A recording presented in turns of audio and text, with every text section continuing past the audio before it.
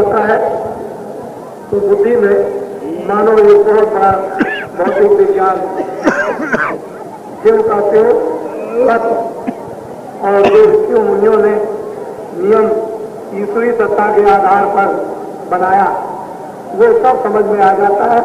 उसके अंदर इतनी बड़ी दया और करुणा भरी हुई है उसके नियम में कि किसी को छू दीजिए तो दिल पर हृदय पर इतनी चोट पड़ती है। ये वो ज्ञानी महापुरुष अथवा वो भक्त जिनके हृदय में ये शक्ति का उतार होता है वही इसको समझ पाते हैं। तो हम लोग इस समय पर अपनी इंद्रियों के नियंत्रण में काम क्रोध विधियों के मुड़ने में जरा सा भी कहीं किसी भी स्थान पर कोई ऐसा आधार नहीं पाते जिस प्रकार की हमको शिक्षा मिले समाज में, परिवार में, देश में या किसी ऐसे स्थान पर और जहाँ पर सत्य का निराकरण 24 घंटे हो। अगर ये शिक्षाएं भारत में चारों तरफ फैल जाए तो मनुष्य जो है हीरा सोना और ऐसा अमूलक बन जाए कि इसकी महिमा कहने योग नहीं है। ये वही इंसान आदमी है जिस इंसान और आदमी में मोहम्मद आए, आज उनकी पूजा है। जिस इंसान और आदमी में कृष्ण भगवान आए उनकी पूजा है, जिसमें राम आए उनकी पूजा, मीरा और कबीर आए उनकी पूजा, वेद और साधु आए उनकी पूजा। समय समय पर सतयुग त्रेता द्वापर में ये वही मानो अमूलक दिया हुआ उन्होंने उसमें रहकर के काम किया, हम लोगों ने उस काम नहीं किया। तो अब कुछ प्यार अपने अपने घरों में रहकर ईमानदारी, जो भी काम करते हो उसमें ईमानदारी, मेहनत, उस मेहनत की हक और हलाल खून पसीने की कमाई पर यदि हमारा ध्यान रहेगा तो हमारी संतान हम बहुत अच्छे और नेक, सदाचारी, सत्यवादी और त्यागी बनेंगे, धर्मात्मा और योग आत्मा भी हो जाएंगे। और उस योग आत्मा होने पर ही परमात्मा का दर्शन होता है। लेकिन हम कमाई खून पसीने हक हलाल की नहीं करेंगे तो हमारी इंद्रियां दूषित हो जाएंगी, बुद्धि दिल दिमाग खराब हो जाएगा, फिर इच्छाएं जाग जाएंगी, तमन्नाएं उठ खड़ी होंगी और संसार के भोगों में सम्मिलित हो जाएंगे। फिर हमारे पास में क्या रह जाएगा? सोना चांदी हीरो जवाहरात यदि किसी के पास है और चरित्र नहीं है तो उसके पास कुछ नहीं। चरित्र नाम की एक बहुत बड़ी चीज मनुष्यों में, इंसानों में छुपी हुई है और वो जो फकीर और महात्माओं ने दी तो क्या चीज उन्होंने प्राप्त कर दी। आज भारत में हम लोग उनके नाम पे नमन करते हैं, प्रणाम करते हैं, उनको याद करते हैं, वो धर्म कर्म की बात शांति के लिए सुनने लगते हैं, सोचते हैं कि संसार क्या है। वास्तव में ये कुछ नहीं है, मनो शरीर एक किराए का मकान है, थोड़े दिन के लिए आपको मिल गया है। इसमें आप बाजार में सब सामान, मकान, सोना चांदी, बच्चे, बाल बराज पात इसको अच्छा समझो, लेकिन ये कुछ नहीं। जब समय पूरा हो जाएगा तो एक मनुष्य रूपी मकान इस जिस्म से क्षण मात्र में निकाल कर बाहर कर दिए जाओगे, अपना कुछ नहीं है। तो हमारा जीवन अगर सही मानों में पूछा जाए तो देहातों में कितनी मेहनत और मशक्कत की कमाई लोग करते हैं, उनमें कितने सद्विचार होते हैं, उनमें दया भी होती है, धर्मात्मा भी होते हैं। वो लाख नहीं खर्चा कर सकते हैं लेकिन ढेला खर्चा कर सकते हैं। वो ढेला या एक दाना या उनका एक हाथ लाखों और करोड़ों के बराबर काम करता है। खून पसीने की कमाई वो धर्म को जगाती है। जो जंगलों में सो रहा, जब तक खून पसीने की कमाई से आह्वान करके धर्म को नहीं जगाया जाएगा तब तक ये धर्म काम कुछ नहीं कर सकता है। जब जब समय आया तो उन महापुरुषों ने, उन महान आत्माओं ने हमेशा आह्वान करके इनके द्वारा खड़ा कर दिया और धर्म को जगाकर प्रवेश कर दिया। धर्म की स्थापना, कर्म की स्थापना सत्य की स्थापना, प्रेम की स्थापना, दया की स्थापना और साथ ही साथ में मानव स्थापना, आध्यात्मिक स्थापना बहुत दिनों तक, सदियों तक लोग उनके चिन्हों पर चलते रहे, आराम और आनंद उठाते रहे। तो जब कभी नए नए मनुष्य इंसान पैदा हुए, फिर रास्ता भूल गए, जब खराब समय आ गया, मनुष्य बर्बाद हो गए, इंसान खराब हो गए, बद हो गए, बुरे काम करने लगे, कुकर्म करने लगे, कोई फिर आ गया और फिर उसने समय के अनुकूल एक आवाज लगाई, लोगों को रास्ता दिखाया और प्रेम दिया और सत्य बताया, अंदर में जीवात्मा को और उस शक्ति को जगाया जिसके साथ जीवात्मा को जोड़ा। लोगों ने उस शक्ति को प्राप्त किया, उनको मुक्ति भी मिली, उनको मोक्ष भी मिली और उन्होंने मरने से पहले ये सब कुछ देखा। इसलिए हम आप सभी लोगों से अनुरोध और प्रार्थना करते हैं कि कुछ बाहर की बातों को थोड़ा समझने की कोशिश करें। शराब मत, साड़ी मत पिए, मांस मछली अंडा मत खाएं, ये सब दूषित चीजें शरीर को बर्बाद, बुद्धि को भ्रष्ट, मन को चलायमान, इंद्रियां चलायमान, आंख खराब हो जाएगी, कान खराब हो जाएंगे, जिब्या खराब हो जाएगी, आपका रोम रोम और जर्रा जर्रा आपका गंदा और दूषित हो जाएगा। तो बतलाओ किस अंग से आप प्रभु का चिंतन, देवी देवता का चिंतन, सूरज चांद का चिंतन या अन्न, आप जल वायु अग्नि का कैसे चिंतन कर सकते हैं जब आपके औजार ही गंदे हो गए, रोम रोम ही आपका गंदा हो गया। तो आप इन दूषित वस्तुओं का आहार करना आप त्याग दें, शुद्ध सात्विक आहार, जिससे कि बीमारी भी जाए। ये जो भारत में बीमारियां फैली वो यही कारण है कि 30 वर्षों के पहले न इतने अस्पताल, न इतने डॉक्टर, न इतनी दवाएं, न इतनी बीमारियां, न इतने मर्ज, और अब इतने मर्ज, इतने अस्पताल, इतनी दवाइयां, इतने फैक्ट्रियां और इतने ये जिसका कोई इंतजार नहीं और बीमारी जाने की कोई बात नहीं, सिवाय बीमारी चारों तरफ से चली आ रही। लाइलाज सारे इंसान, सारे मनुष्य हो गए, लेकिन अभी तक लोगों ने ये पता नहीं लगाया कि ये बीमारियां तरह तरह की भिन्न भिन्न की, जिसका नाम भी नहीं सुना था, ये कहां से आने लगी। इस तरह की घटनाओं में ये मनुष्य अपने आहारों में चारों तरफ से इंद्रियों के सुख के लिए फंस गया और बीमारी को उसने बुलाया। हमारे देश में लोग सात्विक आहार करते थे, अनाज है, फल है, दूध है, घी है, मक्खन है, हृष्ट पुष्ट रहते थे। 30 साल के पहले इतनी बीमारियां नहीं थी और बड़े ताकतवर आदमी थे। अब तो लोगों में ताकत क्या है ये तो आप समझते हो। ताकत तो सिर्फ झूठ बोलने या कुदृष्टि से देखने या बुरे शब्दों को सुनने में या धोखाधड़ी करने में, इसमें ताकत को आपने खर्च कर दिया। परिणाम उसका ये हो गया कि हम बिगड़े, बच्चे बिगड़े, स्त्री बिगड़ी, माँ बाप बिगड़े, घर का, देश का, समाज, मोहल्ले का, गांव ये बिगड़ गए, सारा राष्ट्र इस तरह का ये हो गया। अब सारा तड़प है, लोगों में एक प्यास है, एक भूख है, गंगा के उस पार मिले, उस पार मिले, कहीं भी मिले, हर आदमी भागने की चेष्टा में, कुछ लेने की चेष्टा में, कुछ देखने की चेष्टा में, कुछ सुनने की चेष्टा में लगा हुआ है। क्या चीज चाहता है उसकी खो गई इस बाजार में, उसकी ये सोच कर रहा है, तलाश करता है जहां इसको मिलेगी, इसको कोई नहीं रोक सकता है। ये तो वहां टूट गया, चाहे जितना झूठ बोलो, धोखा दो, तमाम मतलब ये झूठे प्रचार करो, प्रोपेगेंडा करो, तमाम सबूते और सुरने उड़ाओ, लेकिन बात टूट गया, इनको एक खोज हो गई, एक तलाश हो गई, एक प्यास लग गई, और जब तक इनको वो पानी नहीं मिलेगा तब तक ये भाग खड़े होंगे और कोई साथी संगी साथ नहीं देगा। ये तो समय आपको बताएगा।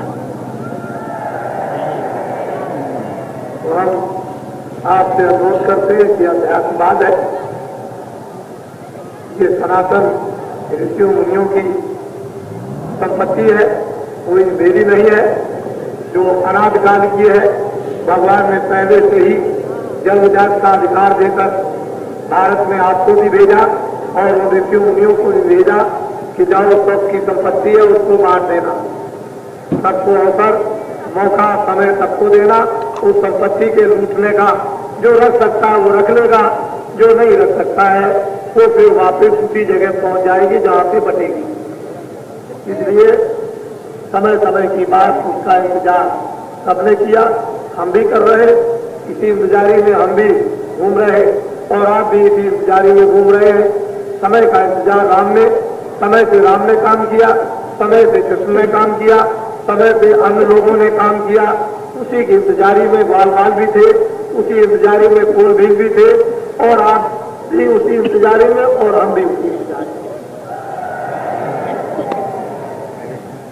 हम सब लोगों को अपना पुरातन सनातन मार्ग, सनातन अपना प्रेम, सनातन शांति, सनातन मानव चरित्र, सनातन अपनी आत्मा को मोक्ष और मुक्ति में जो महात्माओं ने तरीका उपाय जो बताया उसको आज ग्रहण करो और अगर नहीं करते हो तो उसको देखो। लोग कैसे पतंगों की तरह से टूटते हैं। न कोई देवी समझती है कि मैं देवी हूं, न कोई बच्चा समझता है कि मैं छोटा हूं और न कोई बुढ़ा समझता है कि मैं बूढ़ा हूं। वो तो पतंगों की तरह से एकदम टूट रहे। पतंगों को जैसे ही रोशनी दिखाई देगी, अंधेरे में बैठे उसके ऊपर में एकदम निछावर हो जाएंगे और अपनी हस्ती को खो देंगे उस रोशनी में। इसी तरह से ये जीवात्माएं, जब इनको वो चीज मिलेगी, इनको कुछ नहीं होश रहता, कोई ज्ञान नहीं रहता। इस मैदान में यहाँ पर इतना जन समुदाय जो नर नारी छोटे छोटे बच्चों का उपस्थित आपके समक्ष दृष्टिगोचर पड़ा हुआ है, ये बिल्कुल उसकी दशा यही है और कोई दशा नहीं। ये तो भगवान का, ये तो प्रभु का खेल है और ये हमेशा होता रहता है समय आने पर। इसलिए आप किसी को आश्चर्य नहीं करना चाहिए। आपको तो भगवान की दया लूटनी चाहिए, उसकी मेहरबानी जो हो रही है उसको लेना चाहिए। हम लोग उसकी मेहरबानी, दया दृष्टि, मेहर की नजर उस खुदा भगवान की नहीं लेते हैं हिंदू मुसलमान ईसाई, तो फिर वो क्या करें? वो तो आपको हकूक और अधिकार है, तो आप भी कम से कम अपने अधिकारों हकूकों से काम ले और जिस हालात और जिस आनंद के लिए ये जिस्म आपको मिला है उसको लेकर के जाए। खाली हाथ मत जाए, खाली आप आए हो कुछ लेकर नहीं आए। कम से कम ऐसा बर्तन भर लो कि भरा हुआ तो चला जाए, लेकिन उस खजाने को जो दैविक दौलत है, संपत्ति है ईश्वरीय, उसको आप अपने हृदय में, अपने दिल पर भरें। और वो ऐसा खजाना है कि यहाँ से खुशी खुशी जो फकीर और महात्माएं हंसते हुए गए। मैं आपको एक फकीरों की छोटी सी कहानी बता दूं, उसको आप ध्यान में रखेंगे। एक राजा, एक बादशाह हिंदुस्तान में राज करते थे। उनको इतनी हवीस, इतना लोभ उनको था कि सारे हिंदुस्तान में अपने अधिकारियों को हुक्म दे दिया कि जितनी भी दौलत उसको सब घरों से निकाल कर मेरे खजाने में ले आओ। एक एक पैसा ढूंढ ढूंढ करके निकाला गया और सारे देश की संपत्ति को बादशाह के खजाने में पहुंचा।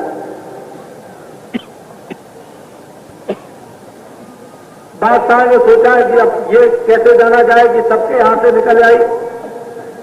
उसने अपने राज में ढंढोरा पीटा कि जिस किसी के पास एक पैसा निकलेगा, बादशाह की लड़की के साथ उसकी शादी होगी। एक ब्राह्मण का लड़का हुआ, उसका पिता को समाप्त हो गया। मां के पास गया कि मां, ये तो मैं जानता हूं कि हिंदुस्तान में सब कुछ सबके घरों से एक एक पैसा बादशाह ने निकाल करके अपने खजाने में रख लिया, लेकिन हमको एक पैसा चाहिए। कह लगे बेटा हमारे पास तो कोई पैसा है नहीं और मैं किसी से मांगू उसके पास भी नहीं है। सारे हिंदुस्तान का पैसा तो इकट्ठा राजा ने कर लिया, तो खजाने में चला गया। कह लगे अगर हमको एक पैसा नहीं दिया तो हम खुदकशी कर देंगे। माँ ने सोचा एक बच्चा है, ये भी चला जाएगा तो मैं तो विवाह हो गई, मेरा तो पति बन गया, अब क्या होगा, कौन हमारी देख रेख करेगा। बहुत सोचने समझने लगी। तो उसे अपनी पुरानी बात बहुत दिन की याद आ गई कि जब इसका पिता मरा था तो उस समय पर यह रवाज था कि कोई जलाया नहीं जाएगा, सबके सब गाड़े जाएंगे। तो जब इसके लड़के के पिता वो जब गाड़ने चले तो एक पैसा उसके मुंह में रख दिया और ले जाकर के उसको जमीन में गाड़ दिया। उसको याद आ गया मां को, उसने कहा बेटा एक काम करो कि मैं तुमको बता दूं, तुम चले जाओ कब्रिस्तान में, वहां तुम्हारा पिता दफनाया गया, उसके मुंह में एक पैसा रख दिया, हो सकता है कि वो पैसा मिल जाए। तो बच्चा गया अपना भगवा हुआ लेकर रात को और वहां जाकर के उसने खोदा और उनके मुंह में जो रखा हुआ था उसमें उसने निकाल करके एक पैसा निकाला, आया और कहा कि देख मां मैं तो ये ले आया, मुझे तो एक पैसा मिल गया, चले बेटा अगर तुमको शादी करना है तो जाओ ले जाओ। जब वो बादशाह के दरबार में क्या देखिए एक पैसा ये है और आप बादशाह सलामत अपनी लड़की की शादी मेरे साथ कीजिए, क्योंकि आपने ऐलान किया है कि जो एक पैसा देगा उसके साथ शादी करेंगे। बादशाह ने हुक्म दिया अधिकारियों को, पकड़ो ये बताओ कि पैसा कहां से लाए। चले इससे क्या मतलब कि पैसा कल नहीं तो सूली पे चढ़ा दो, सूली पर इसको चढ़ाओ, अगर ये न बताए तो सूली पे चढ़ाओ। तब उसने अपना दास्तां सब कुछ कहा कि मेरी मां ने इस तरह से मुझे बताया कि वहां कब्रिस्तान में तुम्हारा पिता मरा था, उसके मुंह में एक पैसा रख दिया, तुम जाकर के निकाल जाओ। मैं रात को गया, उसको खोदा, उसके मुंह में से एक पैसा निकाला। अलग अच्छा देखो हिंदुस्तान की सब कब्रों को खोदा, सारे हिंदुस्तान की कब्रें खोद डाली, निकाले कहीं पैसा रखा हो, ये बादशाह का हुक्म हुआ। सारी दुनिया में हाहाकार मच गया, तमाम रियाया जो है चिल्लाने लगी। तो वो तो एक समय होता है, एक फकीर जा रहे थे, सब रो रहे थे। लोगों ने कहा अरे फकीर अब आपके सिवा हमारी कौन सुनेगा। चले क्या है, कह लगे कि सारा धन बादशाह ने अपने खजाने में रख लिया, हम लोगों के साथ अब क्या। अच्छा अच्छा कह लगे अच्छा तो मैं देखता हूं, हमको 2-4 दिन का मौका दो, बादशाह की कई सवारी जाने की। इस शहर से उस शहर में बड़ा इंतजाम हुआ। तो फकीर साहब चले गए आगे और उधर से आ रहे थे, इधर से सवारी जा रही थी। फकीर साहब हंसते हुए बड़ा हंसते हुए चले जा रहे थे। लोग जानते थे कि ये फकीर है। उन्होंने कपड़ा लिया और तमाम कंकड़ उठाना शुरू कर दिया, झोली में डाले और बड़ा हंसे और कंकड़ों को फेंक दे और फिर कंकड़ उठाए जमीन के और झोली में डाले और बहुत क्या क्या मार करके हंसे। सामने जब बादशाह आया तो देखा उन्होंने कहा अरे फकीर क्यों हंसते हो। अरे भाई ये क्या है, कह लगे कि ये हीरे है। तो ये उठाया, फेंक दिया, फिर उठाया। अरे कह लगे फकीर ये तो कंकड़ है, नहीं ये हीरे है, मेरी इनसे मोहब्बत है, प्यार है, इनको मैं छोड़ नहीं सकता हूं। जब मैं मरूंगा तो इन हीरों को अपने साथ ले जाऊंगा। अरे फकीर तुम क्यों फकीर हुए हो, तुमको इतना भी इल्म नहीं है कि कोई मरता है तो कुछ साथ ले जाता है, यही तो कहलाना था। फकीरों को तो यही चोट मारनी है और उनको क्या करना है, मौके से निशाना मारते उसी में शिकार हो जाता। फिर उन्होंने फेंक दिया और फिर बटोरे और हंसने लगे, हाँ जब मैं मरूंगा तब उनको साथ ले जाऊंगा। अरे मूर्ख नादान फकीर, अरे तू मरेगा तो इनको साथ ले जाएगा, तू बेकार फकीर हुआ। अरे कह लगे बादशाह सलामत, सारी रियाया की संपत्ति को तुमने इकट्ठा करके अपने खजाने में जमा कर लिया है और जब तुम मरोगे तो उसको सबको ले जाओगे, तो ये फकीर के हीरे भी साथ जाएंगे। साथ से उसका चैन खुल गया, बुद्धि खुल गई और उसी समय उसको ज्ञान हो गया, मार दिया निशाना। फकीर तो निशाने के लिए आते हैं और क्या करें, बड़े बड़े लोगों को बदल दिया। बस वो उतरा अपने हाथी से नीचे और फकीर के कदमों में सीधा किया और हुक्म दे दिया अपने अधिकारियों को, खोल दो खजाना, सारा खजाने का धन आया तो बांटो, मैं कुछ नहीं ले जाऊंगा। कितनी बड़ी मेरी बेअक्ली थी, यह अज्ञानता थी कि मैं सोच रहा था कि यह धन मैं अपने साथ ले जाऊंगा और ये तो बात कुछ और निकली। बस फिर क्या हुआ, थोड़े दिनों में अपनी राजगद्दी छोड़ दी, बात छोड़ दी और फकीर के साथ हो गए और फिर वो अपना काम, अपनी रूह का, रूहानियत का करने लगे। फकीर की नजर, फकीर की कृपा मेहरबानी और बादशाह को भी, उसकी रूह को भी पार कर दिया और खुदा के पास पहुंचा दिया। तो ये तो समय होता है, समय होता है हर चीज का। नर नारी बच्चे बच्चियों तो कुछ लेकर नहीं जाएंगे, जिस काम के लिए है वो काम का नाम करो, आत्मा को जगाओ, जिसलिए ये मनुष्य शरीर मिला है पार करने के लिए। कितने जन्म और युगों से जीवात्मा का जन्म मरण, इससे निकाला कुत्ते बिल्ली चूहे में, चूहे कुत्ते बिल्ली से निकाला सांप बिच्छू गोजर में, सांप बिच्छू गोजर से निकाला परिंदों में, परिंदों से निकाला कीड़े मकोड़ों में, कीड़े मकोड़ों से निकाला नरकों में। इस जीवात्माओं की क्या दुर्गत और दुर्दशा होती है, ये आपको तो इसका ज्ञान नहीं है। इसलिए मानव तन अमूलक है, हीरे जवाहरातों से ये नहीं मिलता, राजपाट से ये नहीं मिलता। ये तो बड़ी बड़ी तपस्या करने के बाद सतयुग का, त्रेता का, द्वापर का और फिर 5000 कलयुग कभी भी हुआ होगा, उन सब का पुण्य आज उदय हो गया जो आपको ये मनुष्य शरीर मिल गया है। मनुष्य शरीर ऐसे नहीं मिलता। साधन धाम मोचकर द्वारा संपन्न साधनों का धाम, जीवात्मा उसी दरवाजे पर बैठी है कि ऊपर देखो तो भगवान का फाटक खुल जाए और नीचे देखो तो अज्ञान और नरक और 84 चले जाओ। दोनों तरफ का रास्ता तुम्हारे पास खुला हुआ है।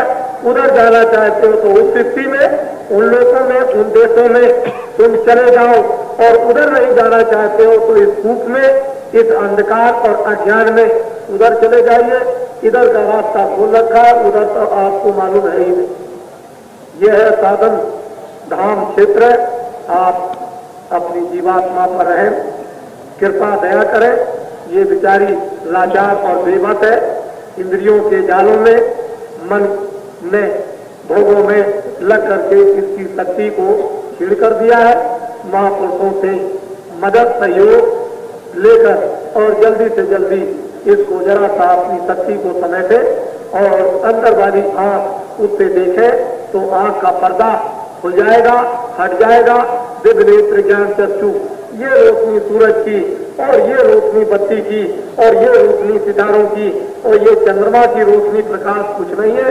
वो तो राम नाम रूपी मणि और नूर जो चमकता है वो तो कहने में नहीं आ सकता, उसके लिए जमा बंद हो जाती है, इशारा भी नहीं होता है।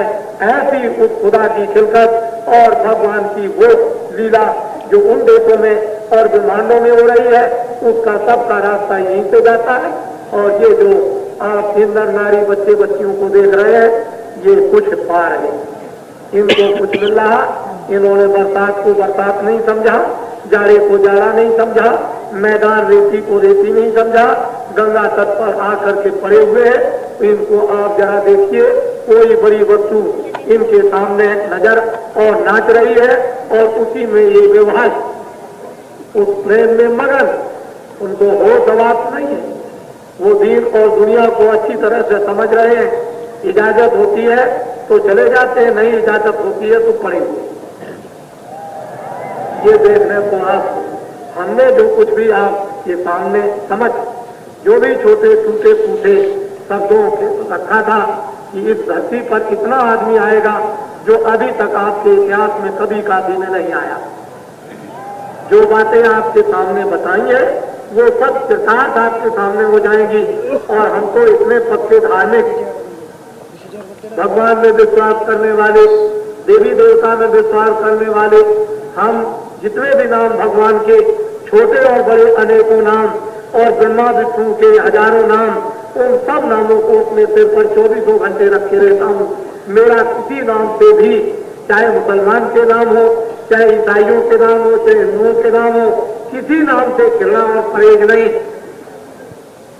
इतना दोष है कि आपको अभी यही ज्ञान नहीं है कि विष्णु भगवान के 1000 नाम आपसे पूछा जाए कि 1000 नाम कौन कौन से है, तो आपको बताने को तैयार नहीं। वो तो आपको 1000 नाम तो याद नहीं है। जहां किताबों में लिखा है कि भगवान के अनंतों नाम, वो आप क्या बता सकेंगे। इसलिए प्रभु समस्ती है, सर्वव्यापी है, सब जगह है और एक देशी है। अपना मुकाम कभी नहीं छोड़ता, अपने मुकाम से बैठा रहता है। सूरज एक देशी, चंद्रमा एक देशी, तारे एक देशी है, लेकिन प्रकाश के रूप में वो सर्वदेशी है। उनका प्रकाश जाता है सर्वदेशी। पावर एक जगह पावर हाउस है, लेकिन जो है वो जहां जहां तार जाएगा उसकी लाइट सर्वदेशी हो जाएगी, उसकी शक्ति सर्वदेशी हो जाएगी। लेकिन एक जगह से वो सारी जगह पर अपनी शक्ति का विस्तार किए हुए और सर्वदेशी होते हुए, सर्वव्यापी होते हुए, अंतर्यामी होते हुए आप उसको पहचान नहीं पाते। क्यों कि आपके पास पहचानने के लिए आप ये चर्मा के उसे नहीं पहचानते, उसके लिए उसे बात ज्ञान चक्षु शिवनेत्र चित्त चाहिए आप। लेकिन वो आप कब खुलेगी, कब मिलेगी, कब बनेगी, कब साफ होगी? जब आप साफ जिनकी हो गई हो, अंजन आपकी आंख पर जड़ी बूटी लगा दें और आपके दिल और दिमाग और हृदय को साफ कर दें। जब सफाई हो जाए तो निर्मल जल तो वो पावे, कोई छल छिद्र कपट नहीं भावे। उसके यहाँ कोई छल, कोई कपट, कोई बनावट, रंग रूप को जात पात का ये कुछ भी पढ़ने लिखने का, अंग्रेजी, हिंदी, उर्दू, संस्कृत, फारसी उसको कुछ नहीं चाहिए। निर्मल जल जो वो पावे उसको यही कहता है, दिल का उजड़ा साफ कर आने जाने के लिए और ध्यान गैरों का उठा मेरे बचाने के लिए। एक मन लाखों तमन्ना उस पर भी भारी हमें, फिर कहाँ है ठिकाना उस खुदा के बैठाने के लिए। तुम्हारे अंदर लाखों और करोड़ों और बेशुमार ख्वाहिशें दुनिया की हो, वहाँ खुदा कभी भी आ सकता है।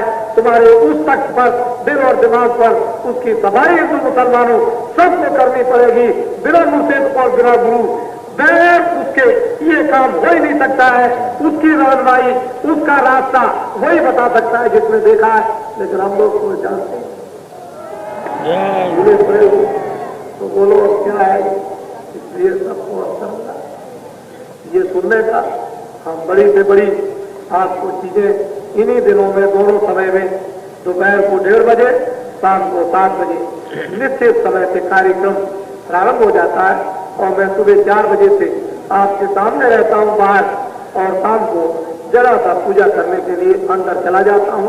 तो आपका तो कोई पता रहता नहीं है कि आप किस समय पर आएंगे, लेकिन आते ही एकदम उतावले और बिल्कुल एकदम थोड़ा बहुत तो सब्र किया करो कम से कम, क्योंकि हम तो आपके दिखे में, हम कोई आपसे अलग तो है नहीं है। हमने तो आपके लिए देखने के लिए ये सब कुछ विधिवत कार्यक्रम यानी रख छोड़ा है और विधिवत हो रहा है और देवी देवता प्रसन्न किए जा रहे हैं ताकि वो आपको भी सहयोग दे सके, मदद दे सके, प्रसन्न हो जाए। तो हर तरह से मानव खुशहाली, मानव धर्म, ये सब उसके लिए आप भी थोड़ा निमित्त मात्र बनो। अगर और कुछ नहीं है तो दिन में 24 घंटों में एक बार तो सच बोल दिया करो, और कुछ नहीं है तो कोई सच्चाई की चीज मिनट 2 मिनट सुन लिया करो, और कुछ नहीं है कभी आपने भगवान का नाम नहीं लिया तो 1 मिनट अगर कहीं आप लेने लगे कि भाई कहीं भी खड़े हो जाए, पेड़, आसमान, जमीन, किसी तट पर, और कहें कि भगवान हमको सद्बुद्धि दे दीजिए, तो 1 मिनट के बजाय 2 मिनट आप दे देंगे, फिर 4 मिनट देंगे, 2, 3, 4 दिन के अंदर तो आपका दिमाग ही बदला हुआ दिखाई देगा। तो कुछ ना कुछ तो आप निमित्त मात्र बनो। जरा सा थोड़ा सा भी अगर बनने लगोगे तो सहयोग आपको मिलने लगेगा, अधिष्ठ शक्ति सहयोग देने लगेगी, फिर वो दिष्ट शक्ति सहयोग देने लगेगी। तो दोनों तरफ से आपको अधिष्ठ शक्ति सहयोग देगी, उसका परिचय आपको नहीं मिलेगा उसने किया कि नहीं किया, लेकिन दिष्ट गोचर शक्ति अगर आपको सहयोग दे दे तो इसके द्वारा उसकी शक्ति का हमको कुछ मिल गया तो विश्वास हो जाएगा और जान भी जाओगे आप। ये राम क्या थे, ये दिष्ट शक्ति सामने थी, इन्होंने जो कुछ दे दिया सामने का विश्वास आपको आ गया, कृष्ण का विश्वास हो गया, मोहम्मद का विश्वास हो गया। ये शक्तियां नहीं होती तो अदृश्य का आपको विश्वास उसका कैसे हो सकता था? न उसके आनंद का होता, न उसकी शक्ति का होता, न उसके होने का होता, न विस्तार का होता, न स्वर्ग वैकुंठ का होता, न बड़े बड़े ब्रह्मांडों का होता। लेकिन जब शिष्य चर्म दृष्टि गोचर जब शक्ति काम करती है हमारे ही जैसे शरीर में रहकर, तो हमको उसकी सत्ता का विश्वास हो जाता है और बोध भी हो जाता है। इसलिए आप धीरज रखो, थोड़े समय के लिए। हम तो एक आदमी है, हमने तो अपने जीवन में गुरु महाराज से सीखा। उन्होंने कहा ये सब किताबें उठाकर बांध कर सिर पर रखकर और 100 बार प्रणाम करके इनको रख दो, इधर रखी रहो, पढ़ने लिखने का कोई काम नहीं, जो हम पढ़ा दें ऊपर। इन किताबों में जो लिखा है वो नहीं समझ सकते, इनको बांध करके सिर पर रख करके 100 बार प्रणाम करो इनको, और जो हम पढ़ा दें उसको पढ़ो। फिर इनको देखना तो वो बात बिल्कुल आपकी तुम सामने आ जाए। तो गुरु महाराज ने हम तो किताबें कभी पढ़ते, हमको मौका ही कभी नहीं मिलता। गुरु महाराज ने जो पढ़ा दिया है उसी को, अब उनको आप देखिए कि जो कुछ कह रहे हैं उनमें है कि नहीं, उनको आप देख लीजिए। आप ये देख लीजिए कि हमको जीवन में वो जो सुनाया जा रहा है वो मिलता कि नहीं मिलता है। तो यहाँ पर 11 दिन तो शंकर जी की तरफ से, बम भोले की तरफ से मुक्ति बट रही है, उनका तो दरवाजा खुल गया, लेकिन आप जबरदस्ती मुंह बंद किए हुए हो, उसमें जाने नहीं देते। तो हमारा अगर उनका दोस्त क्या, उन्होंने तो खोल दिया। 11 ही दिन खुला रहेगा उनकी तरफ से, तो फिर बंद हो जाएगा। अब आप ले या न ले,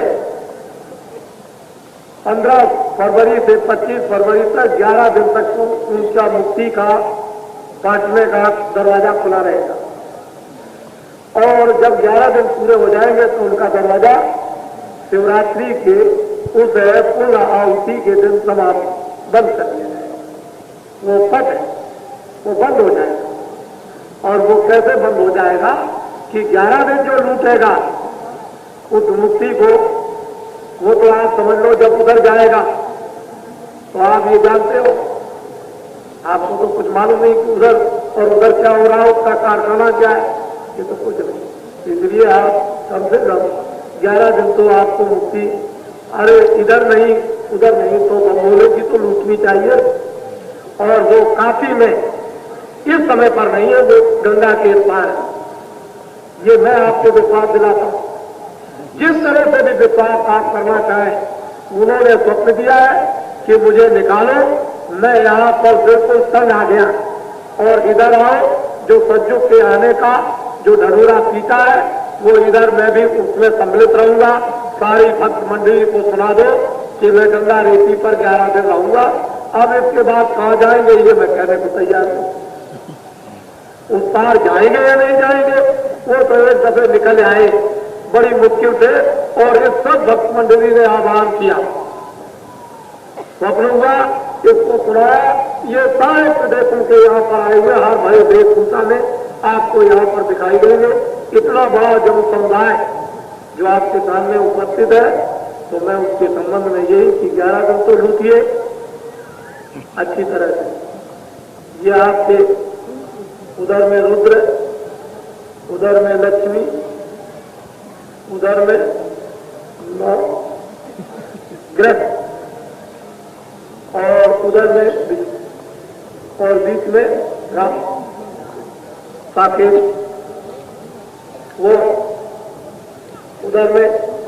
तो ये हो रहा है, और जितने भी 64 कुंड है, 64 काती के आकर के रोज उसमें भाग ले सकते हैं।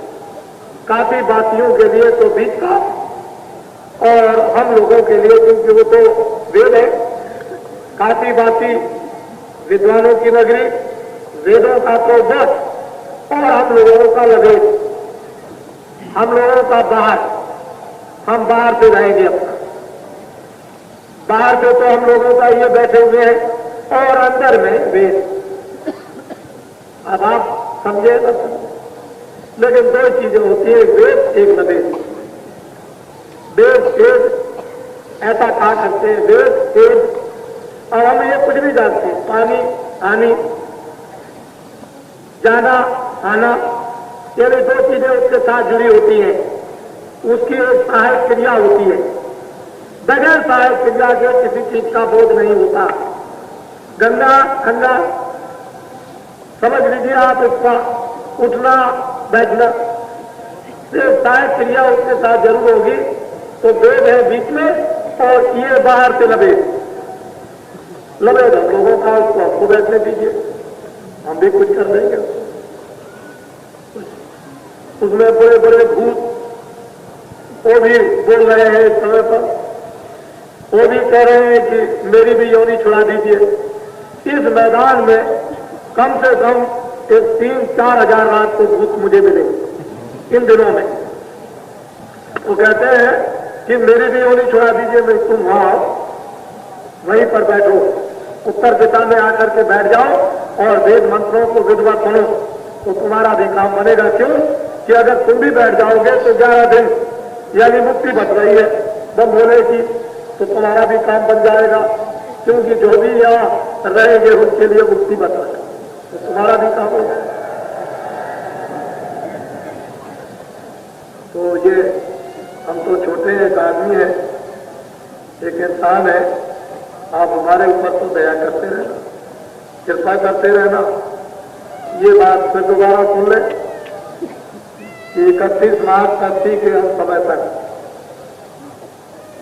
बाबा जी के फॉलोअर हिंदुस्तान में 10 करोड़ नरनारी हो जाएंगे।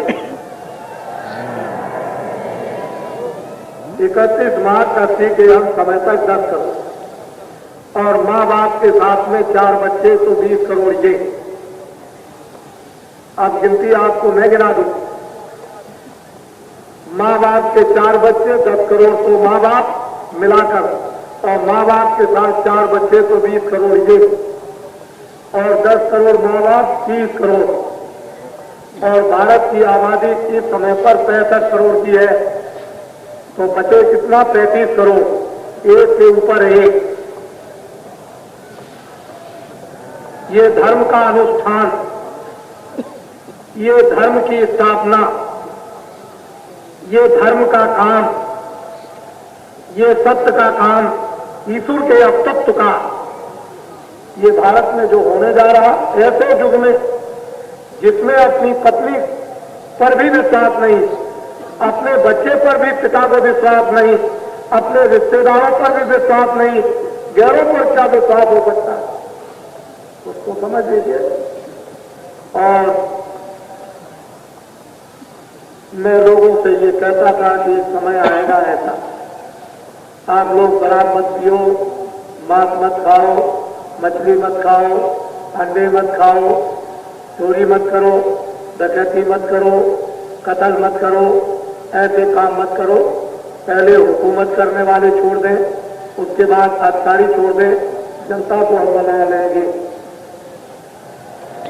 जनता को हम मना लेंगे, वो हमारे ऊपर छोड़ दीजिए। अगर बड़े लोग छोड़ दें और अधिकारी बुराइयों को छोड़ दें तो सारा समाज कितना सुहावना और सुंदर भारत में स्थापित हो जाए, और जितनी भी मर्यादाएं छिन्न भिन्न हो गई, स्वाभाविक सबकी सब वापिस लौट जाए। इन मर्यादाओं के लौटने में आप सब लोग योगदान दीजिए। बड़े बड़े लोग दिल्ली और लखनऊ में बैठने वाले योगदान दें, जो मैं कहता था, फिर अधिकारी भी योगदान दें, और फिर ये लोग भी योगदान दें। हम लोग सब मिलकर के एक काम करें तो भारत को बिल्कुल स्वर्ग जैसा बना लेंगे। हमने बिगाड़ा है तो हमको ही रास्ता एक निर्धारित कर देना होगा। जब बाबा जी ने कहा कि 76 में वर्तमान का शासन 76 के अंत में समाप्त हो जाएगा, तो बाबा जी को इतना कहने पर जेल के अंदर 29 जून को पकड़ के जब अपराध बनता।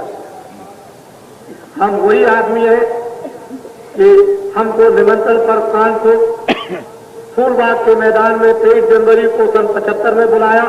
मैं निमंत्रण पर गया, मैंने अपना संदेश वहां 45 मिनट सुनाया, लेकिन इतने तेजी के साथ में बोला कि 3 घंटे की स्पीच को 45 मिनट में पूरा कर दिया और 30 लाख के लगभग जनता उस फूलबाग के मैदान में उपस्थित थी। मैंने तो न जब कभी कुछ कहा, मेरा नाम है तुलसीदास, आश्रम है मथुरा में, जय गुरुदेव नाम का प्रचार सारे हिंदुस्तान में करता हूं। जय गुरुदेव नाम किसी आदमी और जानवर का तो है नहीं, उस परम पिता परमात्मा भगवान ईश्वर अल्लाह और खुदा का किसी आदमी का तो नाम है नहीं। जो खुदा, जो भगवान कभी गर्भ में, जन्म में, मरने में, छोटे बड़े में नहीं, अंधे बहरे में और अज्ञान में नहीं आता, उसका नाम जय गुरु। बाबा जी आपको सब जगह ये परिचय देते हैं, लेकिन उस समय पर कितना झूठ का प्रोपेगेंडा कि जो भी मैं कानपुर में बोला, एक भी शब्द अखबार और रेडियो पर नहीं आया। अगर वही टैप आपको सुना दिए जाए तो आप तो तले उंगली दबा जाएंगे। हजारों टैप उस समय पर चल रहे थे कानपुर के फूलबाग के मैदान में, लेकिन दुनिया को धोखा देने के लिए क्या नहीं किया गया नीचे से ऊपर। और जब ये कहा कि 75 के अंत में ये शासन दिल्ली का समाप्त हो जाएगा, तो क्या बात ये कुछ झूठ होने वाली थी। इन देवियां जो बैठी हुई इस मैदान में, ये सन 76 में दिसंबर के महीने में, यानी 10 तारीख से जेल में इतनी गई कि शायद किसी भी पीरियड में, यानी किसी भी सत्याग्रह में अंग्रेजों के जमाने में उस समय पर इतनी देवियां जेल में कभी नहीं गई। और इन देवियों ने जो मारे खाई हैं और नंगा करके जो छोड़ दिया गया, वो बहुत ही अशोभनीय काम था। हमको बंद कर दिया, कोई बात नहीं, हम तो चुपचाप जेल में चुपचाप मौन होकर के रहते। बेड़ियां भी पहनाई, हथकड़ियां भी लगाई, सब काम किए। अंत में जब देखा कि सिंहासन चला जाएगा तो दिल्ली में भी बुलाया और फिर सुलहनामा भी करने की बहुत कोशिश की। बाबा जी को कितने कितने करोड़ों की लालच दी। हमको लालच की क्या जरूरत है, हमारा तो रतन ये बैठा हुआ, ये हीरे और जवाहरात, अरे ये क्या चीज है, ये क्या चीज, कुछ नहीं, हम तो चुटकी बजाते करते, चुटकी बजाते में ऐसे काम हो जाए। ये रतन, हीरे जवाहरात ये बैठे, हमको 2 करोड़ की और 10 करोड़ की क्या जरूरत है, कुछ नहीं। लेकिन हम आपको ये बताए देते हैं कि जिस शासन ने इमरजेंसी को लगा दिया और जिस शासन ने अत्याचार किए हैं निरपराध लोगों पर, अब वो शासन नहीं आएगा। कैसे आएगा? 10 करोड़ तो हमारे रहेंगे और 4 बच्चे 20 करोड़, ये 30 करोड़ आदमी तो मेरा रहेगा, शासन कौन कर सकेगा? ये दिमाग में तो कम से कम आप सोचिए। धर्मनिष्ठ लोग आए, चरित्रमान आए शासन को, हमको उसकी कोई जरूरत नहीं। प्रजा सुखी रहे, अनुशासन में रहे और प्रजा को न्याय मिले और फिर प्रजा के साथ और क्या चाहिए, उसे तो रक्षा और न्याय चाहिए। रक्षा मिले, उसको न्याय मिले, उसको अनुशासन मिले, राज का उसको राज करने वालों का प्यार मिले, यही प्रजा चाहती है। और प्रजा तो कुछ नहीं चाहती, प्रजा तो दिन में काम करती है, शाम को बच्चों की सेवा करती है, ये तो भगवान को याद करना चाहती है, ये तो ये चाहती है कि मेरा आत्म कल्याण हो। और प्रजा कुछ नहीं चाहती है, शासन कोई करो, तुम ऐसे बनो कि ऐसे वीर बनो, धर्मात्मा बनो, चरित्रमान बनो, प्रजा को न्याय दो, प्रजा को प्यार दो और फिर इसकी रक्षा करो। तो धरती भी फले और आसमान भी फले और पेड़ भी फले और वायु भी फले और फिर क्या, बादल भी काम करे, अग्नि भी काम करे, सारी धरती सोना उगलने लगे। ऐसा काम क्यों नहीं है? वो इरादे छोड़ दीजिए, तो मैं सब आपको बता दूंगा। ये तो शिव जी का ही स्वप्न, मेरा कुछ नहीं है। हम तो जो कुछ बोल देंगे, जो हमसे कह देंगे, वो सामने हम आपके रख देंगे, उसमें भी कुछ इधर उधर होने वाला नहीं। इसलिए आप हमारे ऊपर कृपा दृष्टि करते रहे। हम अगर किसी का अपमान करें तो आप आइए, किसी का भी, कोई आओ, हिंदू आओ, मुसलमान आओ, कोई भी आओ, हम अपना अपमान करें, हम तो सबकी इज्जत करते हैं। हमको तो ये पढ़ाया गया, ये बताया गया कि इज्जत करना, प्यार करना, देना। यहाँ कितने लोग आते हैं, बहुत कुछ समझने के लिए आते हैं, लेकिन जब जाते हैं तो कहते हैं हमको इतना प्यार से मिले, हमसे से पूछते कि तुम मुसलमान हो, तुम एक रंगीन धोती पहने हो, तुम सफेद पहने हो। हमने तो कभी किसी से पूछा नहीं, न उनकी देवियों से पूछा, लेकिन यह कि आप प्यार और मोहब्बत उनसे खुद पूछ लो। इस मैदान में तो कभी चले आ रहे। इसलिए ये जन समुदाय भारत में एक नमीन, एक आपके सामने जो भावनाओं का एक स्रोत इस समय पर जो जरा सा खुला है, ये चला जाएगा अपनी जगह पर आ जाएगा। भारत में धर्म की स्थापना होगी, सज्जनों की, अच्छे व्यक्तियों की मानता और अच्छा होगी, और धीरे धीरे बुरे लोग अपनी बुराइयों को छोड़ देंगे, क्योंकि उसका एक समय है छोड़ने का। हम तो आह्वान बराबर कर रहे और ये बता दिया है कि हिंदुस्तान के चारों तरफ के देश छोटे छोटे टूट करके भारत में मिल जाए। भारत एक विशाल देश, थोड़े दिनों के बाद में सारे विश्व का भारत गुरु बन जाएगा।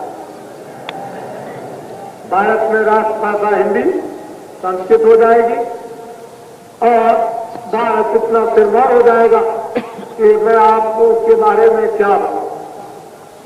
मेरी बात तो आज पागलों जैसी मालूम होती है, लेकिन जब ये सब चीजें आ जाएगी तो सारे विश्व में ये कहानियां बन जाएंगी।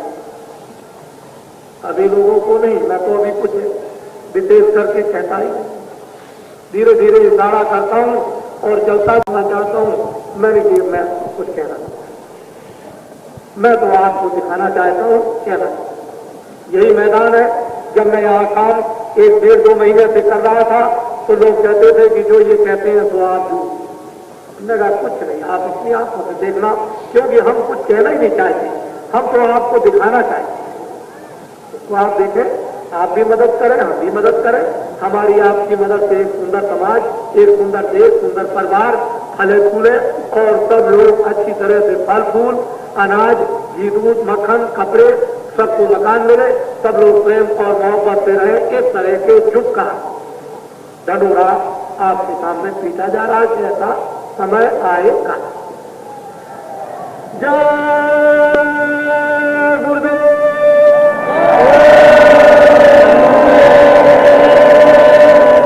बच्चे बच्चियों, इतना जोर से बोलो कि उसके दरवाजे तक इतनी जोर से आवाज जाए। ठहर जरा आप लोग इधर देखिएगा,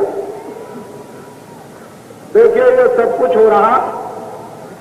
ये हमारे विद्वान है, उसको आपके सामने आ ही जाएंगे जो आए हुए हैं। अब तो सब कुछ आपके सामने हो रहा है, तो मुझे आप छुट्टी दे देंगे, मैं चला जाऊं? क्यों? अब तो कोई बात नहीं, अब तो सब बिल्कुल एकदम, आप कोई बात नहीं, अब तो आप कर लेंगे, तो मुझे छुट्टी दे दीजिए, मैं चला जाऊं? अच्छा ये बताइए कि मैं चला जाऊं तो आप यहाँ रहेंगे? मुझे जरा हाथ देखिए, आप उसको देखिए, आप सब लोग उधर। अच्छा ठीक, नीचे कीजिए आप, ये देखिए आप, ये आपको समझने की बस जरूरत है समय पर।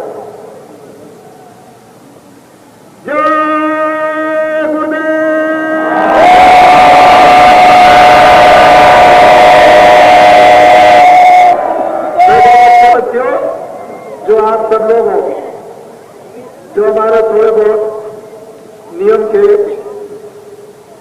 राज के, कानून के अधिकारी, जो भी थोड़े से 2-4 यहाँ पर है, कोई बात कभी ऐसी वैसी हो जाए तो प्यार मोहब्बत के साथ कोई गलती कर जाए तो पहले तो माफ कर देना, पहले तो माफ कर देना, क्योंकि समय पर तुम बैठे हुए हो, माफी के सकते माफ कर देना, पहली बार तो माफ कर देना और कहना कि बच्चा, भाई, दोस्त, इस स्थान पर ऐसा काम मत करना। और अगर नहीं माने तो आप उनको दे दें, कह देना कि देखिए नियम व्यवस्था में बाधा होती है तो मैं आपको दे देता हूं, तो जो दो चार है उनको आप देख, ताकि विधिवत आलाप के साथ में सब काम ठीक हो जाए। और वो भी आज नहीं, अगर कोई गलती करके जाएंगे भी तो वो अभी थोड़े ही दिन के बाद पछताएंगे और फिर मुझसे खुद कहेंगे, क्योंकि आप में भी तो ऐसे बहुत से बैठे हैं जो आपने करके फिर गलती की माफी मांगी और फिर यहाँ आकर के अब फिर कहने लगे हमको भजन का रास्ता बता दीजिए, हम भजन करेंगे। तो उन्हीं में से तो आप हो, कोई दूसरे नहीं हो। तो पहले आप अपनी तरफ देखो कि मैंने क्या क्या गलती की और फिर किस तरह से माफी मांगी और फिर किस तरह से भजन में लगा और किस तरह से हमारा दिल बदल गया। तो ऐसा ही उनको भी समझाए। भूले हुए हैं, नहीं जानते हैं, पहले आप भी भूले थे। जब आप अपनी तरफ देखोगे तो फट दूसरे को पहचानेंगे। तो क्षमा करना ये काम है। थोड़ा बहुत कोई पैसा है इधर उधर चला जाए तो कोई बात नहीं है, ये तो गांठ का जाता है। तो कुछ तुमने लिया दिया होगा, किसी का इधर उधर से तो चला जाए तो गंगा जी के किनारे कोई परवाह नहीं। तुम फिक्र मत करो, घबराने की जरूरत नहीं है। हम जब तुम चाहोगे कि 100 रुपए 200 रुपए हमारे चले गए, 50 रुपए चले गए, तो हम मेघों से और देवताओं से प्रार्थना करेंगे कि उसके खेत में पानी बरसा दीजिए ताकि ट्यूबवेल बिजली का पैसा बचे। भगवान के हजार देने से होते तुमको अभी कुछ पता नहीं, 1000 लाख हाथ उसके होते न मालूम किस तरह से दे दे। इसलिए सब बातें विचार और मैं ये भी समझा दिया। अभी जो गांव में अपने अपने तय करके आए ना, ढूंढ ढूंढ करके, जहां लड़के लड़की को गांव में तय किया है और आपने ये सोचा है कि मैं तो काशी में जाकर के फिर शादी बच्चे बच्ची की करूंगा, तो तय तो आपने गांव पर कर लिया, लेकिन आपने इसको शुभ समझा कि उस समय पर इतना बड़ा कार्यक्रम होगा धर्म का और काशी विश्वनाथ बम बोले रहेंगे और इतना बड़ा सज्जुग आगमन और वहां पर नर नारी भक्त और विद्वान वहां पर रहेंगे, तो उन्हीं के समक्ष ये पानी ग्रहण पति पत्नी का हो जाएगा। तो वो भी यहाँ पर अभी हो जाएगा। आप काशी बाती जो माने लोग हैं अपने सज्जन, वो इधर आए और यहाँ आकर के उनके लिए काफी जगह ऊपर बैठने की है। 2 3 से 4 को आदमी बैठ सकते हैं, कोई ऐसी बात नहीं है। कल हमारे गेट पर आदमी ठीक से पढ़े लिखे अच्छी तरह से रहेंगे, लेकिन हमने ये इंतजाम आपको उन किसानों के द्वारा करके बताया कि वो भी कर सकते हैं जो एक अक्षर नहीं पढ़े, वो भी अच्छा इंतजाम कर सकते हैं ये आपको। लेकिन ये मत समझे कि यहाँ पढ़े लिखे नहीं है, यहाँ हर भाषा जानने वाले हैं, लेकिन मालूम ऐसे होगा कि कोई झाड़ू लिए होगा, कोई डलिया लिए होगा, कोई 4000 तनख्वाह पाता है, कोई 3000 पाता है, कोई कुछ करता है, कोई कुछ डलिया लिए हुए है, लेकिन उसको आप समझ नहीं सकते, कुछ जानता, भाषा भी देहाती बोलेगा। तो ऐसा कभी मत समझिए कि पढ़े लिखे नहीं। अनपढ़ और पढ़े लिखों का समावेश और उनकी ठिकाने के द्वारा भी आपको इंतजाम बताया गया कि देखिए कैसा इंतजाम। मैं एक दिन यज्ञशाला में अंदर गया तो मुझे भी नहीं जाने दिया, अंदर में ही प्रवेश नहीं दिया, तो मैं भी लौट आया। मैंने कि मैं इनके नियम में क्यों बाधा नहीं, जब मुझे नहीं, मैंने लोगों से कहा कि यज्ञशाला में मुझे को नहीं जाने दिया और मैं आपको क्या होता वहां कैसे जाएंगे, नियम के विपरीत कैसे जाएंगे। तो फिर मैंने इनके अफसर को बुलाया कि भाई कह दीजिए मैं अंदर जाऊंगा, तो उन्होंने कहा कि भाई जाने देना। बताइए आप ये तो कम से कम समझ सकते हो, नियम तो नियम ही है। इसलिए किसान बहुत, और आप इन किसानों से जो एक अक्षर नहीं पढ़े हैं, बड़े बड़े विद्वान जो अपने को बहुत समझते हैं कि मैं बहुत कुछ जानता हूं, जरा इनसे बात तो करके आप देख लीजिए। कोई बात नहीं है, विद्या की जगह अपनी जगह और सत्य की जगह अपनी जगह, सत्य अपनी जगह पर है, विद्या अपनी जगह पर है। मैं उस विद्या का अपमान नहीं करता, मैं सम्मान करता हूं। इसलिए आप आइए, इधर भी विराजमान, इधर भी, और आप 64 जजमान में पति पत्नी के आप काशी बाती दे दीजिए और बीच में आकर के और पूरा आप आनंद लीजिए, अपनी मानता को प्राप्त कीजिए। ये आपके लिए दरवाजा बिल्कुल खुला हुआ है। ऐसा कभी मत समझिए कोई कि मेरे लिए दरवाजा किसी ने बंद कर दिया, हरगिज नहीं। आप यहाँ बैठिए और मैं वहां बैठू, मुझे कि कभी भी ख्याल नहीं इस बात का। मैं तो बैठा ही वो नहीं बैठता हूँ, मिट्टी में बैठा रहता हूँ, मेरे लिए क्या। अभी तो कपड़े साफ कर लिए, अभी थोड़ी देर के बाद देखिए कि कितने गंदे कपड़े रहते हैं, तो कोई बात नहीं।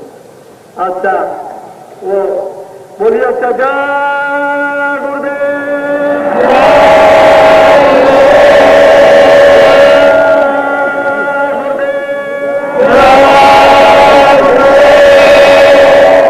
कल हमारे काशी बासी विद्वान यहाँ पर सबके सब उपस्थित रहेंगे, उनकी पूरी फोटो दिन में भी रहे और रात्रि को भी, तो फोटो इतिहास भी दे दें, इसका भी तो इतिहास बनेगा। सब लोग अपने अपनी फोटो को भी दे देंगे और यहाँ पर उपस्थित रहेंगे, दोनों रात्रि को और दिन को। थोड़ी देर के लिए फिर अपने चले जाएंगे, थोड़ी देर समय जरूर देना पड़ेगा। जय गुरुदेव।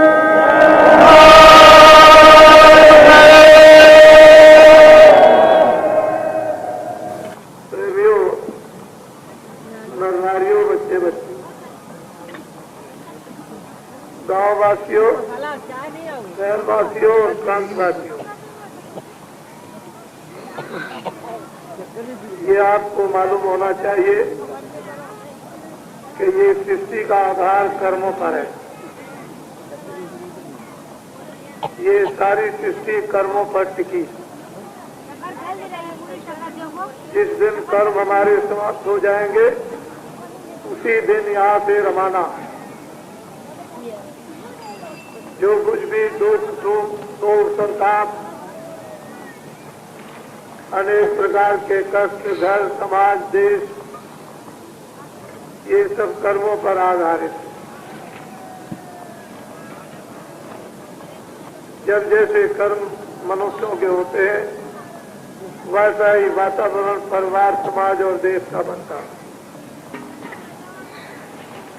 हमारे तामस कर्म होंगे तो सारा देश, सारा समाज, सारा धर्म, सारी पूजा, देखना, सुनना, बोलना, ये सब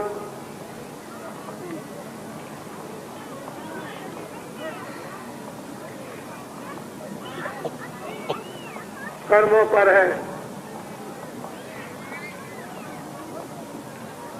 तामस जो आज कर्म हो रहे हैं उससे हम लोगों को फल नहीं मिलता।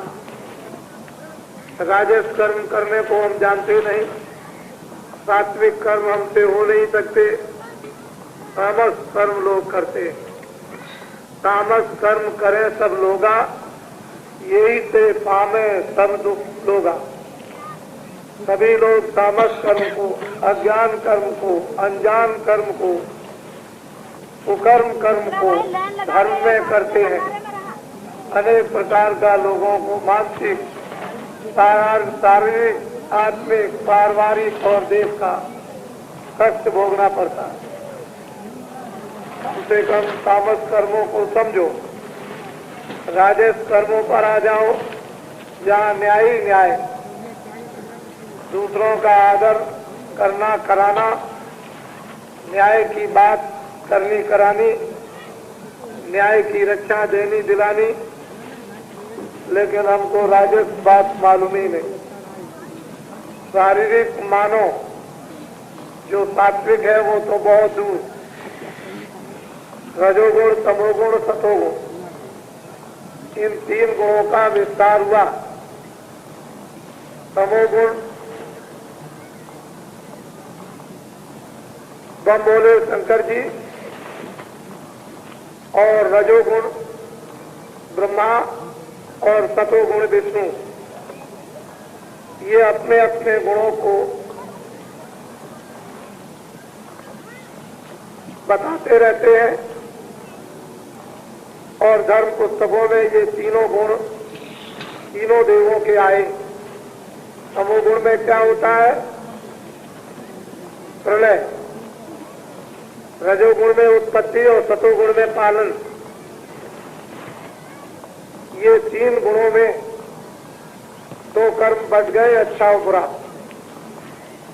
एक अच्छा एक बुरा, एक पाप एक पुण्य, और इन्हीं पर, दोनों पर सब कुछ, जीवन और जन्म मरण आधारित है। इन अच्छे बुरे दो कर्मों को समझ लिया जाए तो हम तमोगुण, रजोगुण और सतोगुण को भी समझ सकते हैं। लेकिन जब तक हम ये नहीं समझेंगे तब तक हमारी बुद्धि निर्मल और पवित्र नहीं होगी। सत्संगियों को, प्रेमियों को, जो उस प्रभु की तरफ साधन उपासना ध्यान करते हैं, उनको हमेशा ये चौकीदारी करनी पड़ती है। उनको ये निरख परख करनी पड़ती है कि कितना हमें तामस और कितना हमें राजस और कितना हमें सतोगुण, इन तीनों गुणों का परित्याग अंत में कर देना पड़ता है। लेकिन मानो जो तमोगुण, रजोगुण, सतोगुण है, उसे मानो में उतार लेना और समझ लेना चाहिए, और ऊपर के जो सतोगुण है वो अलग।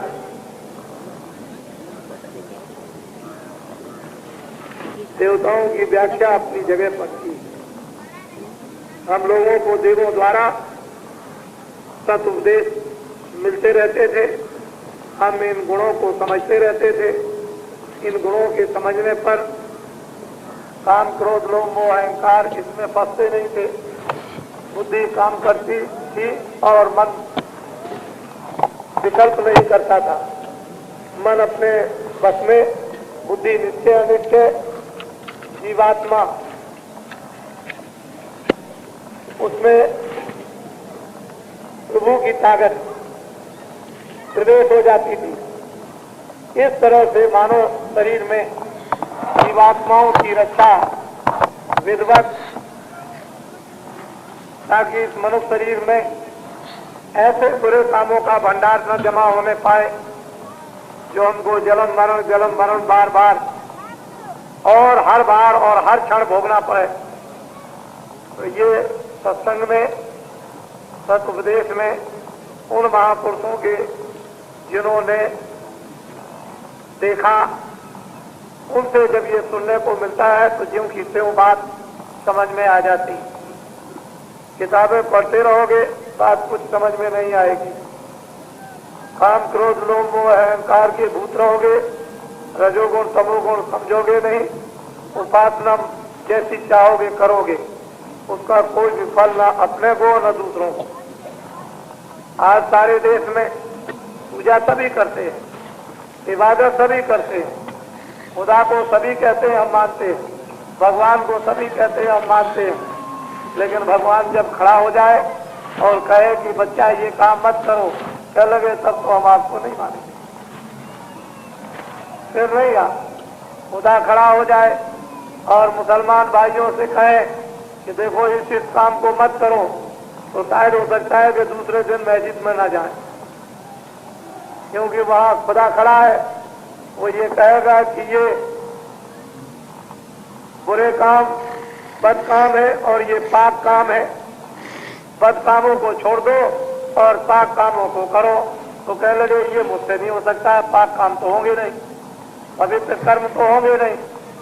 तो वहां भी जाना, मंदिरों में भगवान खड़े हो जाए और बता दिया करें कि आज तुमने ये किया, तो वो तो दूसरे दिन कभी जाएगा ही नहीं। कि ये तो सभी पोल पट्टी खोल देते हैं, ये तो हमारा बड़ा अपमान समाज में, घर में हो जाएगा। तो देवताओं को आपने अपनी जेब में रखा और तमोगुण में होकर के ये काम किया, और तमोगुण में ये उछाल मारते हैं कि भगवान को मानते हैं, देवी को मानते हैं, देवता को मानते हैं, ये मानते वो। तमोगुण में किसी को नहीं माना जाता। वहां तो काम, क्रोध, लोभ, मोह, अहंकार का साम्राज्य है। वहां रजोगुण और सतोगुण की क्या जरूरत, क्या आवश्यकता है। तो ये लोग कहा करते थे कि काशी भारत नई विश्व का विद्या और आध्यात्मिक विद्या विज्ञान का भंडार है, केंद्र। सारे विश्व के लोग काशी आकर उस विज्ञान को प्राप्त करते हैं, ऐसा सुना करते थे। हम भी सुनते थे, आपने भी कभी सुना होगा। लेकिन ये भी आपने सुना है अपने कानों से, चाहे गांव के नर नारी बच्चे बच्चियों की काशी में किस तरह की अफवाहें उड़ाई, ये भी आपने गली गली कूचे कूचे में भेद बदल के जान लिया। आप बड़े जासूस बन गए। खबर लगाने वाले जब लंका में चले गए, खबर ले आए भेद बदल करके, और राम को बता दिया। फिर राम ने वैसा इंतजाम कर दिया, तो आप भी काशी नगरी के जासूस बन गए और सब पता लगाए आए। कोई बात किसी गली की बाकी नहीं रही। तो इस समय पर नर नारी बच्चे बच्चियों, ये तामस साम्राज्य है, और आप उससे निकाल कर इधर लाए गए गंगा के तट पर, कि जहां पर तामस साम्राज्य न हो बल्कि राजस हो। और जब आपको तीसरी जगह ले जाऊंगा, कहीं भी एक अयोध्या में आपने, एक अहमदाबाद में, और तीसरा काशी गंगा तट पर, और एक और जोर लगाना है। बस फिर कोई बात नहीं, बस एक और जोर मारना पड़ेगा। पूरा धुआंधार, बस एक की और जरूरत पड़ेगी, बस काम हो गया।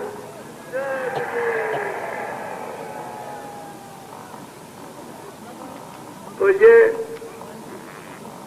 सबने अनुभव किया कि ये दुनिया कितनी चक्कर की है, कितना धोखेबाज, कितना बाउंडर फैलाने वाली, कि अपनी आंखों से सत्य चीज को भी देखें, उस पर भी पर्दा डाल दिया जाए। इसको कहते हैं दुनिया, इसको कहते हैं तामस साम्राज्य, और पूर्ण अज्ञानता का,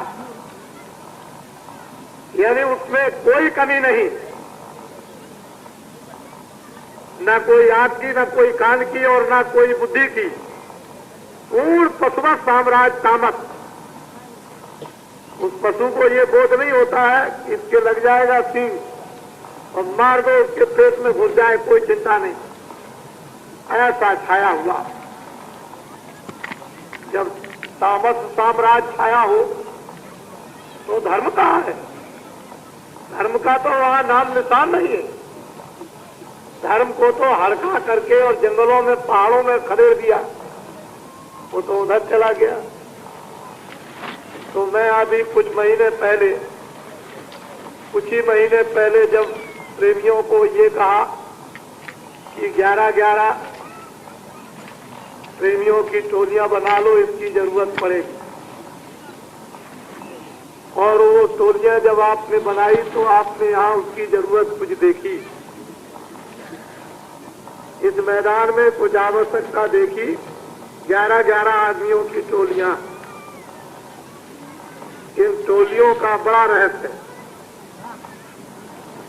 मैंने भी अभी आपको नहीं समझाया और आपने भी नहीं समझा। सिर्फ इतना ही बताया कि आपको तो 11-11 की टोली बना लेना, और 11 के 11 उस टोली में सब सरदार, उनमें छोटा बड़ा एक भी नहीं, सबके सब सरदार, और सामान बराबर। एक चला जाए तो दूसरा, दूसरा चला जाए तो तीसरा, अगर संसार से ही चला जाए तो फौरन एक भर्ती कर लो, तो बिल्कुल उसकी पूर्ति हो जाए 11 की। 11 का कोई ऐसा है 10 नहीं किया, 9 नहीं किया, 5 नहीं किया, 11 बताए आपको। और ये भेद अभी नहीं बताऊंगा। 11-11 की आप टोलियां बना लें। अभी समय है आपके लिए। जो मेहनत मशक्कत, जो शरीर से खून पसीना बहाकर यहाँ गांव पर रहते हो, वहाँ जो किया है आपने, वो हम सब और भगवान सब कुछ देख रहा है।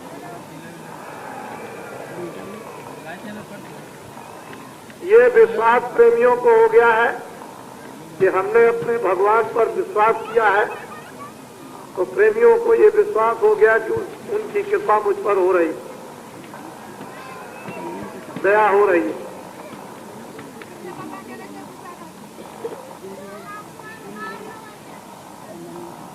जीवन की हर चीज को समझ लेना, आगे सामने, और उसके बाद ये तीनों चीजें समझ में आ जाए, भूत, वर्तमान और भविष्य, तो आदमी अपने गड़े हुए विज्ञान को प्राप्त कर ले। आज भारत में अपना विज्ञान जो भारतीय था, जिसमें सब कुछ छुपा हुआ था, जिसमें सब कुछ है, कोई ऐसी चीज नहीं है भारतीय विज्ञान में जो लोक और परलोक की न मिल जाए, लेकिन हम लोगों ने उसको खोला नहीं, खोदा नहीं, न इसकी कोशिश और चेष्टा की। जब भारत के लोग अपने विज्ञान को खोद लेते हैं, खोल लेते हैं, ये भारत का कण कण और उस कण का जर्रा जर्रा हमको वो नमता सिखा देता है, स्वाभाविक अपने आप, किसी को सिखाने की जरूरत नहीं है। इसे भूमि भारत का ये महत्व और उसका असर आप सब प्रेमी देख रहे हैं, सुन रहे हैं, समझ रहे हैं। और भारत धर्मपरायण देश है। इस भारत में जब जब धर्म की स्थापना हुई तो ग्वाल बालों को आगे कृष्ण ने ढकेल दिया, कोल भीलों को इनको ढकेल दिया, मोहम्मद ने जंगल के मुरीदों को ढकेल दिया, बौद्ध ने आगे ढकेला, ईसा मसीह ने आगे कर दिया, और बाबा जी ने तो आपको आगे करके दिखाई दिया। तो आप देख रहे हो, वो सुन रहे हो, वो उस वक्त और जमाने की चीजों को सुन रहे हैं, और वर्तमान में आप देख रहे हो। ये दिखाया जा रहा, वो सुनाया जा रहा, और वो अगर सत्य हो सकता है तो ये भी सत्य होगा।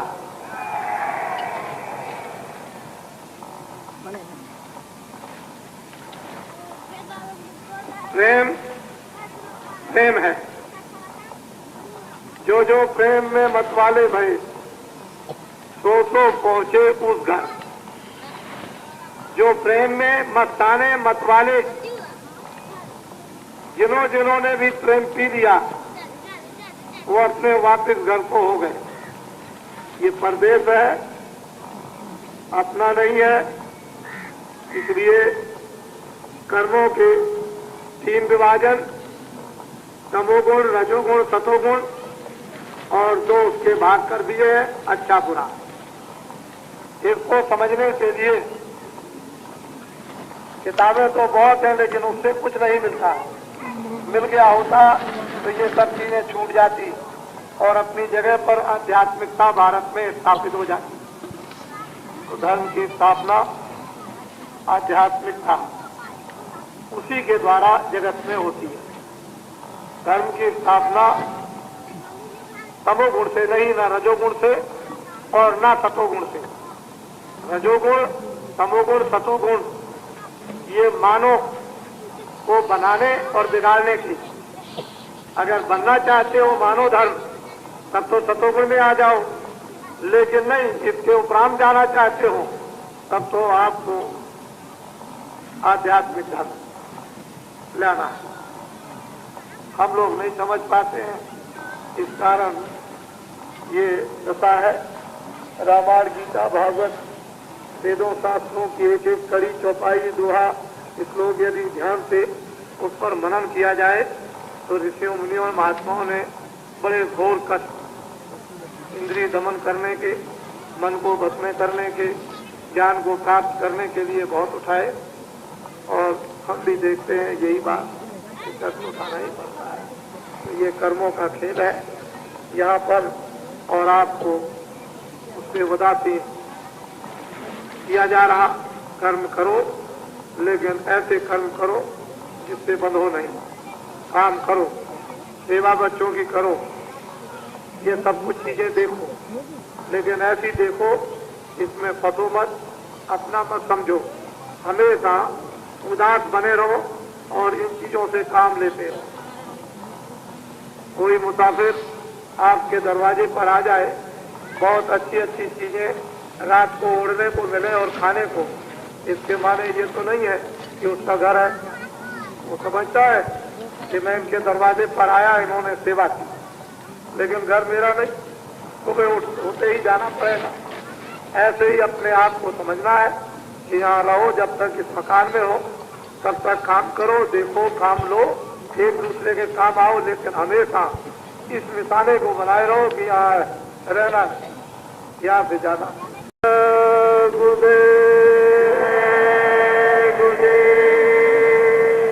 जय गुरुदेव नाम किसका? परमात्मा का। जय गुरुदेव नाम किसका? परमात्मा का।